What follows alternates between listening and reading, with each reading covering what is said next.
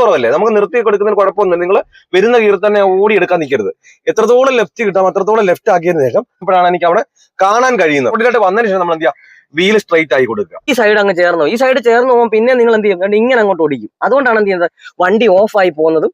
അതേപോലെ തന്നെ ഈ സൈഡ് ചേർന്ന് പോകാനുള്ള കാരണം. പിന്നെ നമ്മൾ ഈ സൈഡ് തട്ടുമെന്ന് നമ്മൾ ഇങ്ങോട്ട് നോക്കിയിരിക്കുമ്പോൾ എന്ത് ചെയ്യും, പിന്നെ ഈ സൈഡ് തന്നെ തട്ടുകയും ചെയ്യും. നമുക്ക് അവിടെ ഗ്യാപ്പും കൂടുതലാണ്. നമസ്കാരം, പുതിയൊരു വീഡിയോയിലേക്ക് സ്വാഗതം. ഇന്നത്തെ വീഡിയോ വളരെ യൂസ്ഫുൾ ആയ ഒരു വീഡിയോ ആണ്. അതായത് പ്രത്യേകിച്ച് പഠിച്ചുകൊണ്ടിരിക്കുന്നവർക്ക് പ്രത്യേകിച്ച് ഈ വീഡിയോ യൂസ്ഫുൾ ആകും. അറിയാവുന്നവരൊന്നും കാണുന്നില്ല, നിങ്ങൾക്കറിയാം.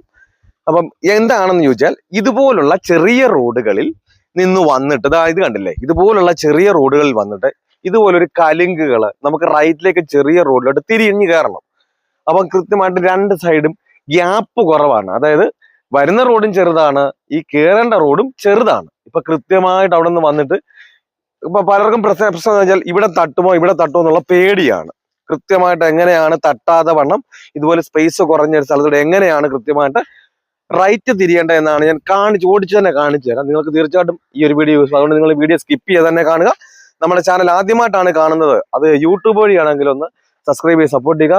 അതുപോലെ തന്നെ പുതിയതായിട്ട് നമ്മൾ ഫേസ്ബുക്ക് ഇൻസ്റ്റാഗ്രാം തുടങ്ങുന്നത്, നിങ്ങൾ അതുവഴിയാണെങ്കിൽ ഒന്ന് ഫോളോ ചെയ്ത് സപ്പോർട്ട് ചെയ്യുക. അതുപോലെ തന്നെ നിങ്ങൾക്ക് ഉപകാരപ്പെട്ട് മറ്റുള്ളവർക്കും ഉപകാരപ്പെടുന്നുണ്ടെങ്കിൽ ഈ വീഡിയോ മറ്റുള്ളവരിലേക്ക് ഒന്ന് ഷെയർ കൊടുക്കുക. എന്തായാലും നമുക്ക് നേരെ വീഡിയോയിലേക്ക് കടക്കുന്നപ്പോൾ ഒരു കാര്യം കൊണ്ട്, ഇങ്ങനെ കാണുന്ന വീഡിയോസ് ഒക്കെ കാണുമ്പോൾ നല്ലൊരു കോൺഫിഡൻസ് കിട്ടുന്നെങ്കിലും തനിയെ വാഹനം ഓടിക്കാൻ പേടി, അതിയായ ആഗ്രഹമാണ്, അങ്ങനെയുള്ളവരാണ് എന്നുണ്ടെങ്കിൽ എന്നെ കോൺടാക്ട് ചെയ്ത് നിങ്ങൾ കേരളത്തിന്റെ ഏത് ജില്ലയിലായിരുന്നാലും നിങ്ങളുടെ സ്വന്തം വാഹനത്തിൽ വന്ന് ഞാൻ പ്രാക്ടീസ് നൽകുന്നുണ്ട്. നിങ്ങൾക്ക് ആഗ്രഹം ഉണ്ടെങ്കിൽ എൻ്റെ വാട്സപ്പ് നമ്പറിൽ ബന്ധപ്പെടാം. ഈ ഒരു ക്ലാസ് നിങ്ങൾ അറ്റൻഡ് ചെയ്ത് കഴിഞ്ഞാൽ വരുന്ന ദിവസം മുതൽ തനിയെ വാഹനം ഓടിക്കുവാനുള്ള ട്രിക്കുകളും ടിപ്സുകളുമാണ് ഞാൻ ഈ ഒരു ക്ലാസ്സിൽ പറഞ്ഞു തരുന്നത്. ഞാൻ ഉറപ്പ് തരുന്ന, ഗ്യാരണ്ടി തരുന്നത്, നിങ്ങൾ ഈ ഒരു ക്ലാസ് അറ്റൻഡ് കഴിഞ്ഞാൽ വരുന്ന ദിവസം മുതൽ തനിയെ വാഹനം ഓടിച്ചിരിക്കും. അപ്പോൾ നിങ്ങൾക്ക് വാഹനം ഓടിക്കണമെന്ന് ആഗ്രഹമുണ്ട് എന്നെ കോൺടാക്ട് ചെയ്യാം. പലരും നമ്മളെ മടിപ്പിക്കും, ഈ ഒരു പ്രായത്തിൽ പറ്റില്ല, ലൈസൻസ് എടുത്തുള്ള പ്രാക്ടീസ് പോയതല്ലേ, പ്രായം കൊണ്ടാണ് നിർത്തിക്കും. നമ്മുടെ ചുറ്റിനും നോക്കിയാൽ തന്നെ അറിയാം 75-80 വയസ്സുള്ള അപ്പച്ചന്മാർ പോലും വാഹനം ഓടിക്കുന്നത്. പിന്നെ നമ്മൾ ഈ ലൈസൻസ് കൈവച്ച് ഞാൻ വാഹനം പഠിച്ചതാ, ഡ്രൈവിംഗ് പഠിച്ചതാണെന്ന് പറഞ്ഞാൽ എന്തുകൊണ്ട് നോക്കിയിരിക്കുന്നു, സ്വന്തം വണ്ടിയുടെ ഡ്രൈവിംഗ് സെറ്റിൽ പോലും കയറുന്നില്ല, എന്നാൽ പഠിച്ചാണ് നമ്മൾ എന്തുകൊണ്ട് നോക്കിയിരിക്കുന്നത്. വാഹനം ഓടിക്കണമെന്ന് ആഗ്രഹമുണ്ട്, എൻ്റെ ജില്ല ഏതാണ് കരുതേണ്ട, നിങ്ങളുടെ സ്വന്തം വാഹനം ഞാൻ പ്രാക്ടീസ് നിങ്ങൾക്ക് ആഗ്രഹം ഉണ്ടെങ്കിൽ എന്നെ കോൺടാക്ട് ചെയ്യാം. എന്തായാലും നമുക്ക് നേരെ വീഡിയോയിലേക്ക് പോകാം. ഓക്കെ, നിങ്ങൾ ഒട്ടും സ്കിപ്പ് ചെയ്ത് തന്നെ കാണുക. എങ്ങനെയാണ് കൃത്യമായിട്ട് വന്നാലേ നമുക്ക് രണ്ട് സൈഡും തട്ടാതെ എടുക്കുക എന്നാണ് ഞാനത് ഓടിച്ച് തന്നെ കാണിച്ചു തരുന്നത്.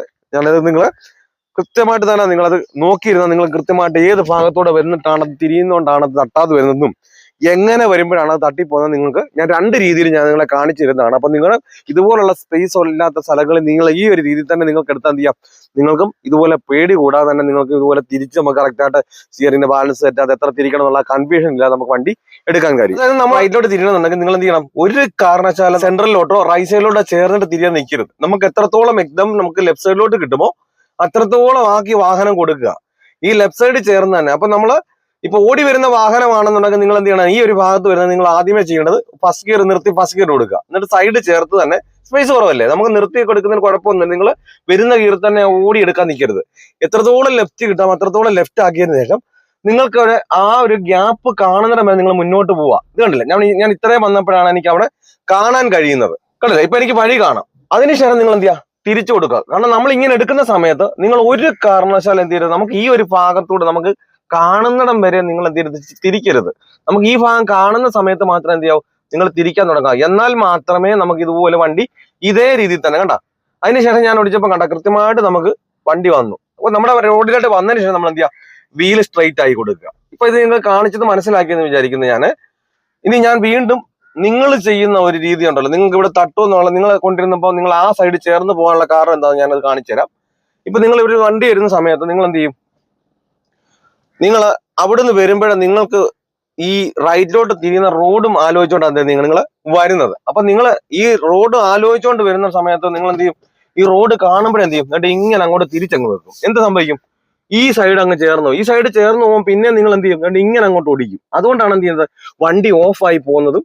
അതേപോലെ തന്നെ ഈ സൈഡ് ചേർന്ന് പോകാനുള്ള കാരണം. പിന്നെ നമ്മൾ ഈ സൈഡ് തട്ടുമെന്ന് നമ്മൾ ഇങ്ങോട്ട് നോക്കിയിരിക്കുമ്പോൾ എന്ത് ചെയ്യും, പിന്നെ ഈ സൈഡ് തന്നെ തട്ടുകയും ചെയ്യും, നമുക്ക് അവിടെ ഗ്യാപ്പും കൂടുതലാണ്. അപ്പൊ നിങ്ങൾ ഇങ്ങനെ ഒരു കാരണവശാലും എന്ത് ചെയ്യരുത്, എടുക്കരുത്. ഇപ്പൊ എടുത്തതിന്റെ കാരണം, ഇങ്ങനെ വരാനുള്ള കാരണം എന്താ നിങ്ങൾക്ക് മനസ്സിലായെന്ന് വിചാരിക്കുന്നു.